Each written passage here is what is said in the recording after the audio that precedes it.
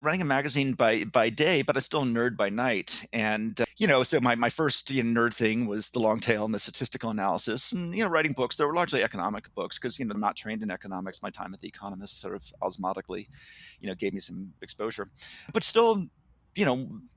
Basically, I'm a programmer by heart. And as my kids got older, I've got 5 kids, and they were, I tried, my wife's a scientist as well, and we were trying to get them interested in science and technology. And so as they got older, I was thinking of, cool things to do with them. I actually started a site called GeekDad, which Oh, is you all started about. GeekDad? Wait, Yeah, I know GeekDad. That's awesome. Yeah, although I think Geek Mom is actually doing even better right now.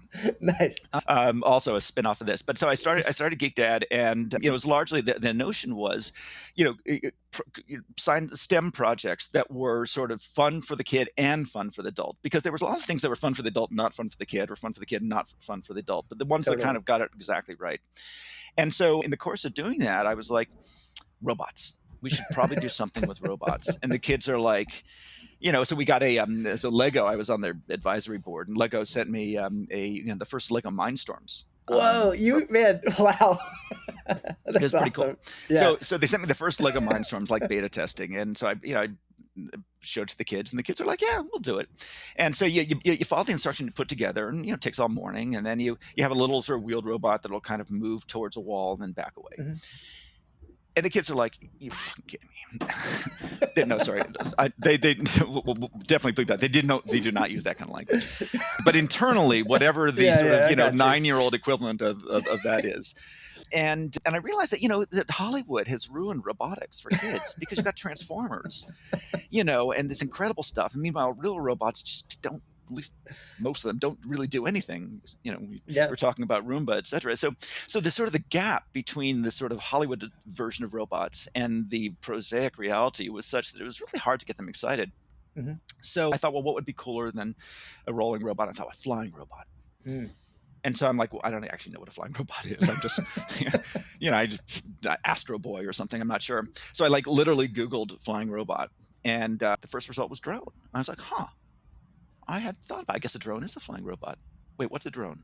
So Google drone, and a drone is like a... Wait, what year is this? This is like hard this to is imagine. 96, 97. Sorry, 2006, 2007. Okay, wow. So drones are not in the zeitgeist yet. No, well, drones were in the zeitgeist as a military thing. I see. Right. But there were no consumer drones. You couldn't buy one. I know. It seems so crazy now, but at the time it was like, drones were like a Predator that shot, Hellfire missiles, etc. It was really a purely military thing. Right. And so I Googled, so I'm like, what's a drone? And drone's like basically a plane with a brain. It had an autopilot. And I'm like, okay, wait, what's an autopilot?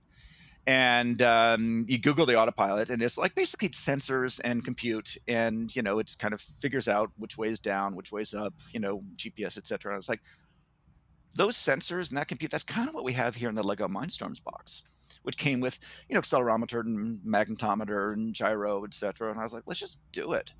And so around the dining room table, we built an autopilot out of Lego, stuck it in a radio-controlled airplane, and it kind of almost worked. And the kids thought that was mildly amusing for about, a minute, and I was blown away. I was like, what just happened? Did we really just build a drone with children on the dining room table out of Lego, and it worked? Wait, can I ask you a very, just having messed around with drones quite a bit, I feel like you're skipping over the part where the thing keeps crashing and breaking, and then you spend an hour putting it back together, and then it crashes and breaks again. It's maddening, right? No, yeah. So I just told you the bit that got me excited. That put the idea in my brain. The next 5 years were just horrible. But I couldn't let it. So basically, what had happened in 2007 was a bunch of things that, in retrospect, seem obvious, but when 2007, it was the beginning of the maker movement. So it was 3D printing, it was Arduino came out, but what it really was the launch of the iPhone, 2007. So what's in an iPhone? a bunch of things, but including our MEMS sensors. These sensors that were chips, and previous sensors were mechanical. A gyro was literally a mechanical gyroscope, and it was just unaffordable, unattainable. And so I call this the peace dividend of the smartphone wars. But basically, the components of an iPhone had now been so cheap and available that you could then put them together in different ways and explore adjacent space. So like a Fitbit, well, the Wii controller, for example, was an accelerometer, a MEMS accelerometer. The Fitbit guys got a Wii controller, and just like I got Lego Mindstorm, said, what else could I do? They got a Wii controller, opened it up, saw the accelerometer, and thought, what else can we do? And they came up with Fitbit. And so there's a bunch of people who, were sort of looking at the components that came out of smartphones and thinking, how do I, recombine them to create something new and transform an industry? And so that's what we did. We basically, rather than drones which had been aerospace grade stuff, so you basically take an airplane, subtract the pilot, we're like, take a smartphone and add wings. And that bottoms up approach was completely radical and transformative, and was, initially was horrible. I mean, nothing worked. They crashed all the time. But because they were small and foam and cheap, nobody got hurt. Right. And because they were small and foam and cheap, we could actually build a community, and we got tens of thousands of people contributing and beta testing for all the right reasons. And we innovated. We collectively, as a community, innovated super fast, so that we went from, Lego to foam to plastic to basically dominating the drone world, including becoming the biggest drone producer in America, in North America, 5 years after that. Amazing. with no funding. That all just happened, and it just kind of exploded out of nowhere. It's kind of like the way the internet kind of took over the telecom sector, or PCs took over compute. This is a bunch of amateurs with open source software and hacked together stuff basically took over the future of aerospace. It was classic Gandhi stuff. First they ignored, then they laughed, then they fought, then they lost. And today it's pretty evident that the future of aerospace looks unmanned. It looks electric. It looks more like Silicon Valley than it does like Boeing or Airbus.